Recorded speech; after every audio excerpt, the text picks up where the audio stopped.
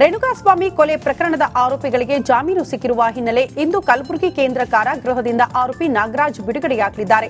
ನಟ ದರ್ಶನ್ಗೆ ಮ್ಯಾನೇಜರ್ ಆಗಿರುವ ನಾಗರಾಜ್ ಪರಪ್ಪನ ಅಗ್ರಹಾರ ಜೈಲಲ್ಲಿ ರಾಜ್ಯಾತಿಥ್ಯ ಪಡೆದ ಹಿನ್ನೆಲೆ ಕಲಬುರಗಿ ಸೆಂಟ್ರಲ್ ಜೈಲ್ಗೆ ಶಿಫ್ಟ್ ಆಗಿದ್ರು. ಇದೀಗ ಜಾಮೀನು ಸಿಕ್ಕ ಹಿನ್ನೆಲೆ ಜೈಲಿನಿಂದ ಇವತ್ತು ನಾಗರಾಜ್ ಬಿಡುಗಡೆಯಾಗಲಿದ್ದಾರೆ. ಬಳ್ಳಾರಿಯ ಸಿರುಗುಪ್ಪ ತಾಲೂಕಿನ ವಿವಿಧ ಗ್ರಾಮಗಳಲ್ಲಿ ಜಿಂಕೆಗಳ ಹಾವಳಿಗೆ ಬೆಳೆಗಳು ಹಾಳಾಗಿದ್ದು ರೈತರು ಬೇಸತ್ತು ಹೋಗಿದ್ದಾರೆ. ಮಿಟ್ಟಿಸುಗೂರು, ಬೊಂಬಲಾಪುರ, ರಾವಿಹಾಳ್, ಅಗಸನೂರ್, ನಾಡಂಕ ಸೇರಿ ಸುತ್ತಮುತ್ತಲಿನ ಹಳ್ಳಿಗಳಲ್ಲಿ ರೈತರು ಸಾಲ ಸೌಲ ಮಾಡಿ ಬೆಳೆದ ಬೆಳೆ ನಾಶವಾಗಿದೆ. ಹತ್ತಿ, ಮೆಣಸಿನಕಾಯಿ, ತೊಗರಿ ಸೇರಿ ಮುಂತಾದ ಬೆಳೆಗಳು ಜಿಂಕೆಗಳು ಹಾಳು ಮಾಡಿದ್ದು ರೈತರು ಕಂಗಾಲಾಗಿದ್ದಾರೆ.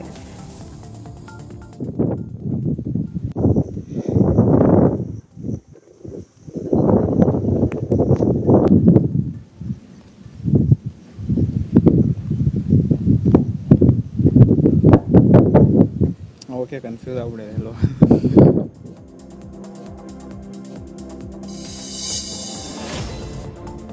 ದಕ್ಷಿಣ ಕಾಶಿ ಹಂಪಿಯಲ್ಲಿ ಫಲಪೂಜಾ ಮಹೋತ್ಸವ ನಿಮಿತ್ತ ಅದ್ದೂರಿ ತೆಪ್ಪೋತ್ಸವ ನಡೆದಿದೆ. ಹಂಪಿಯ ಶ್ರೀ ವಿರೂಪಾಕ್ಷ ದೇಗುಲದ ಪಕ್ಕದಲ್ಲಿರೋ ಮನ್ಮಥ ಹೊಂಡದಲ್ಲಿ ತೆಪ್ಪೋತ್ಸವ ಜರುಗಿದ್ದು ಶ್ರೀ ವಿದ್ಯಾರಣ್ಯ ಭಾರತಿ ಸ್ವಾಮೀಜಿಗಳ ನೇತೃತ್ವದಲ್ಲಿ ತೆಪ್ಪ 5 ಸುತ್ತು ಹಾಕಿದೆ. ರಾಜ್ಯದ ನಾನಾ ಜಿಲ್ಲೆ, ಹೊರ ರಾಜ್ಯಗಳಿಂದಲೂ ಕೂಡ ಭಕ್ತರು ಆಗಮಿಸಿದ್ರು.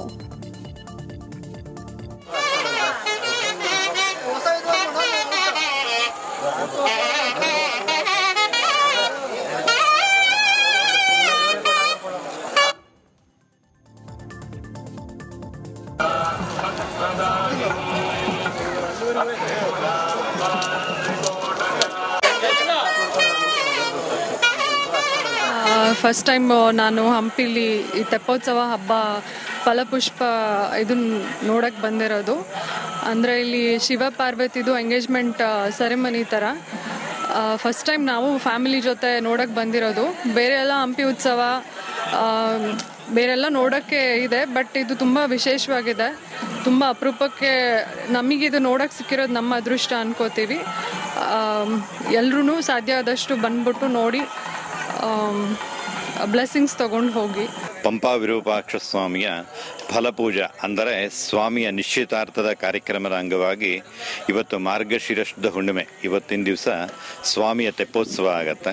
ನಂತರದಲ್ಲಿ ಮಾರ್ಗಶಿರ ಬಹುಳ ಬಿದಿಗೆ ಅಂದರೆ ಈಗ ಬರೋ ಮಂಗಳವಾರ ಅಂದರೆ 17ನೇ ತಾರೀಕು ಸಾಯಂಕಾಲ ಕೋದಂಡರಾಮ ಸ್ವಾಮಿಯ ಸನ್ನಿಧಾನದಲ್ಲಿ ವಿರೂಪಾಕ್ಷ ಸ್ವಾಮಿ ಹಾಗೂ ಪಂಪಾದೇವಿಯ ನಿಶ್ಚಿತಾರ್ಥದ ಕಾರ್ಯಕ್ರಮ.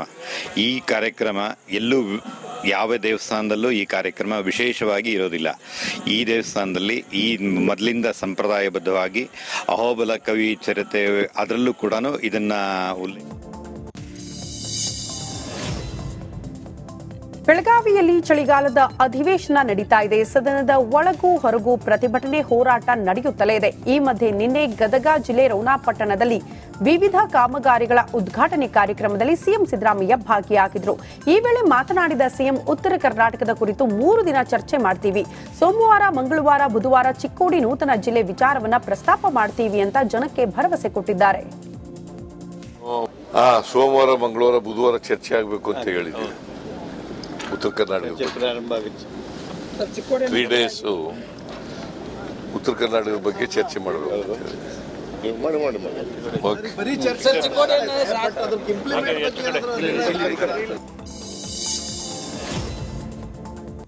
ವಕ್ಫ್ ವಿಚಾರವಾಗಿ ಅನ್ವರ್ ಮಾಣಿಪ್ಪಾಡಿ ಹೇಳಿಕೆ ರಾಜ್ಯದಲ್ಲಿ ಭಾರೀ ಸಂಚಲನ ಸೃಷ್ಟಿ ಮಾಡಿದೆ. ಇದಕ್ಕೆ ತಿರುಗೇಟು ಕೊಟ್ಟ ಸಿಎಂ ಸಿದ್ದರಾಮಯ್ಯ, ಕೇಂದ್ರದಲ್ಲಿ ಅವರದ್ದೇ ಸರ್ಕಾರವಿದೆ, ಸಿಬಿಐಗೆ ಕೊಡ್ಲಿ, ವಿಡಿಯೋ ರೆಕಾರ್ಡ್ ಇದೆಯಲ್ಲ, ಪತ್ರ ಬರೆಯಲಿ ಅಂತ ಗದಗ್ನಲ್ಲಿ ವಾಗ್ದಾಳಿ ನಡೆಸಿದ್ದಾರೆ.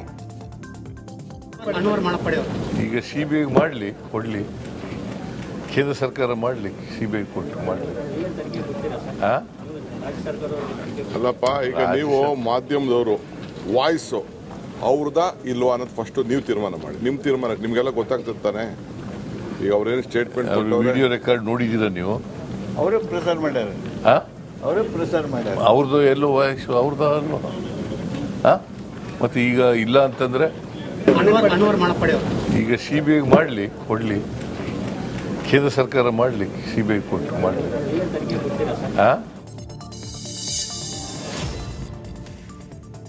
ಇತ್ತ ಡಿಸಿಎಂ ಡಿಕೆ ಶಿವಕುಮಾರ್ ಕೂಡ ಅನ್ವರ್ ಮಾಣಿಪಾಡಿ ಹೇಳಿಕೆ ಸಂಬಂಧ ಓಪನ್ ಚಾಲೆಂಜ್ ಹಾಕಿದ್ದಾರೆ. ವಿಡಿಯೋ ಹೇಳಿಕೆ ಕುರಿತು ಡಿಬೇಟ್ ನಡೀಲಿ, 150 ಕೋಟಿ ವಿಚಾರವನ್ನ ನಾವು ಹೇಳಿಲ್ಲ, ಇದರ ಬಗ್ಗೆ ಕೂಲಂಕುಷವಾಗಿ ಚರ್ಚೆ ಆಗ್ಲಿ ಅಂತ ಕಿಡಿಕಾರಿದ್ದಾರೆ. ವಾಯ್ಸ್ ಅವ್ರದಾ ಇಲ್ವಾ, ಹೇಳಿಕೆ ಅವ್ರದಾ ಇಲ್ವಾ ಅಂತ ಫಸ್ಟ್ ನೀವು ಚರ್ಚೆ ಮಾಡಿ, ಆಮೇಲೆ ಮಿಕ್ಕಿದ ವಿಚಾರ ಮಾತಾಡೋಣ. ವಾಯ್ಸ್ ಅವ್ರದಾ ಇಲ್ವಾ, ಹೇಳಿಕೆ ಅವ್ರದಾ ಇಲ್ವಾ ಅಂತ ಫಸ್ಟ್ ನೀವು ಚರ್ಚೆ ಮಾಡಿ, ಆಮೇಲೆ.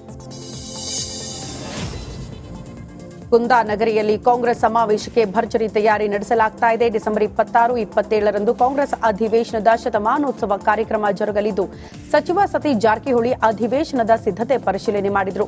ಚೆನ್ನಮ್ಮ ವೃತ್ತ ಸೇರಿದಂತೆ ಹಲವೆಡೆ ಭೇಟಿ ಕೊಟ್ಟು ಪರಿಶೀಲನೆ ಮಾಡಿದ್ದು, 1924ರ ಕಾಂಗ್ರೆಸ್ ಅಧಿವೇಶನದಲ್ಲಿ ಗಾಂಧೀಜಿಯವರು ಭಾಗಿಯಾಗಿದ್ದು, ಹೀಗಾಗಿ ಅದ್ದೂರಿ ಶತಮಾನೋತ್ಸವಕ್ಕೆ ಭರದ ಸಿದ್ಧತೆಗಳು ನಡೀತಾ ಇದೆ. ಈ ವೇಳೆ ಜಾರಕಿಹೊಳಿಗೆ ಶಾಸಕ ಆಸಿಫ್ ಸೇಠ್, ಎಂಎಲ್ಸಿ ಚನ್ನರಾಜ್ ಹಟ್ಟಿಹೊಳಿ ಕೂಡ ಸಾಥ್ ನೀಡಲಿದ್ದಾರೆ.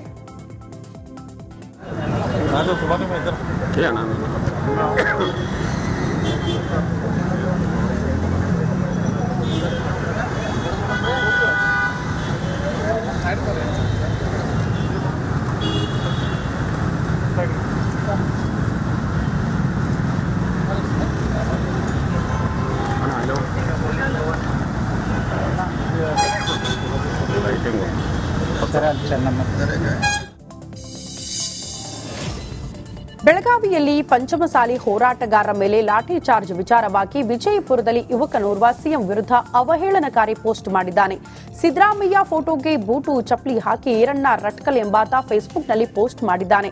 ಶಾಸಕ ಅಶೋಕ್ ಮನಗುಳಿ ಅಭಿಮಾನಿ ಎನ್ನಲಾಗಿರುವ ಸಿಂದಗಿ ತಾಲೂಕಿನ ಬೋರ್ಗಿ ಗ್ರಾಮದ ಈರಣ್ಣ ಆಕ್ಷೇಪಾರ್ಹ ಬಳಕೆ ಮಾಡಿ ಧಿಕ್ಕಾರ ಕೂಗಿ ಬರೆಯಲಾಗಿದ್ದು ವ್ಯಾಪಕ ಆಕ್ರೋಶಕ್ಕೆ ಕಾರಣವಾಗಿದೆ. ಈ ಬೆನ್ನಲ್ಲೇ ಯುವಕ ಗ್ರಾಮದಿಂದ ನಾಪತ್ತೆಯಾಗಿದ್ದಾನೆ.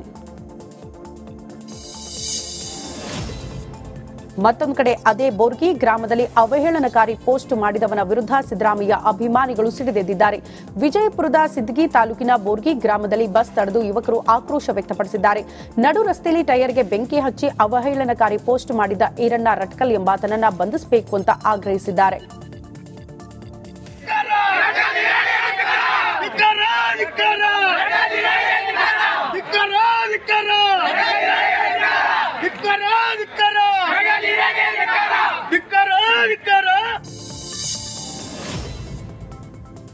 ಗದಗ ಜಿಲ್ಲೆ ರೋಣ ಮತಕ್ಷೇತ್ರದ ವಿವಿಧ ಅಭಿವೃದ್ಧಿ ಕಾಮಗಾರಿ ಯೋಜನೆಯನ್ನ ಸಿಎಂ ಹಾಗೂ ಡಿಸಿಎಂ ಉದ್ಘಾಟನೆ ಮಾಡಿದರು. ಸುಮಾರು 200 ಕೋಟಿ ರೂಪಾಯಿ ಅಭಿವೃದ್ಧಿ ಕಾರ್ಯಕ್ರಮಕ್ಕೆ ಚಾಲನೆ ನೀಡಿದ್ದು, ಈ ವೇಳೆ ಮಾತನಾಡಿದ ಸಿಎಂ, ರೋಣ ಕ್ಷೇತ್ರದ ಅಭಿವೃದ್ಧಿಗೆ 200 ಕೋಟಿ ರೂಪಾಯಿ ನೀಡಲಾಗಿದೆ. ಜೊತೆಗೆ ನಾವು ಕೊಟ್ಟ ಮಾತಿನಂತೆ 5 ಗ್ಯಾರಂಟಿಯನ್ನ ಈಡೇರಿಸಿದ್ದೇವೆ. ಬಿಜೆಪಿ 600 ಭರವಸೆ ನೀಡಿತ್ತು, ಅದರಲ್ಲಿ 10% ಕೂಡ ಈಡೇರಿಸಿಲ್ಲ.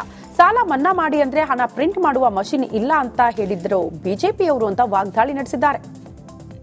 ಈಗ ಸಿಬಿಐ ಮಾಡಲಿ, ಕೊಡ್ಲಿ, ಕೇಂದ್ರ ಸರ್ಕಾರ ಮಾಡಲಿ, ಸಿಬಿಐ ಕೊಟ್ಟು ಮಾಡಲಿ. ಅಲ್ಲಪ್ಪ, ಈಗ ನೀವು ಮಾಧ್ಯಮದವರು ವಾಯ್ಸ್ ಅವ್ರದಾ ಇಲ್ವಾ ಅನ್ನೋದು ಫಸ್ಟ್ ನೀವು ತೀರ್ಮಾನ ಮಾಡಿ. ನಿಮ್ಮ ತೀರ್ಮಾನಕ್ಕೆ